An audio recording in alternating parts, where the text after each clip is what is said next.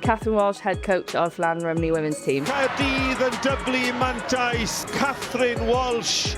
Siobhan Walsh, assistant coach for Llanrhymni. Penniad arall mewn i'r gol, y captain Siobhan Walsh. We're twins, so we just can't get away from each other, clearly. But we work well together because it's something I'm good at, she's maybe not so good at, and what I'm not good at, she's really good at.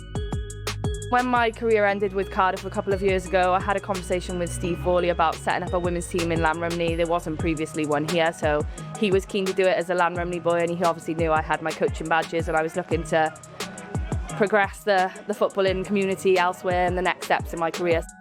Started in 1996. We've got 42 teams, starting from under fives all the way up to seniors. On the boys' side, there's a progression to go up to youth and into seniors, and we didn't have anything yet for the women's or the girls' divisions, so we were actively seeking to try and get women's teams. So the youngers had something to look up to and something to progress towards, and then along came Cath and Siobhan. We started last year with some players who hadn't played before, and then obviously some experienced players who knew of me, Siobhan and Zoe, and wanted to come and play under us. I went into it not expecting much because we were a new team, we're new coaches, and just trying to develop how we are and how we want to play as a team. But yeah, it went amazingly, to be fair. It didn't feel like that long ago that you hung up your boots. I was still M&R in right up until the end. I would have happily run my body to the ground playing, but I just thought I'd be sensible, and I was happy to have my schedule back and my Sundays free, but apparently not. But obviously a hard decision for me, but I think it was the right time for me to stop playing. At the time when we won the league and we went to Champions League, we had a really good squad, and obviously we're still friends with them now, and we'll be friends with them forever. A lot of us older girls have left now, and Hannah's the only token oldie left, as you'd say, but she's obviously doing amazing coming back from having a baby. But yeah, it was really good fun. We learned a lot, got to experience lots of different things, and yeah, it's given us stuff to help us in our coaching career, definitely. In terms of your playing career, what are the highlights? There's so many.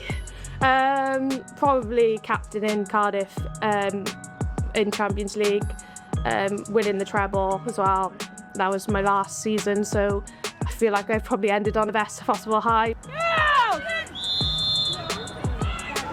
I think I might need to apologise to some of my coaches that I previously played under. Now I'm a coach. She's obviously a great coach. She's got great football knowledge. You're not just showing up and playing football. You've got to come with how you're going to play, the teams you've got to play against. I am enjoying it. Obviously, I've got Siobhan, Zoe, and Glenn. We're very different. She's a bit more stern than I am. She's bad cop, which obviously you need at times.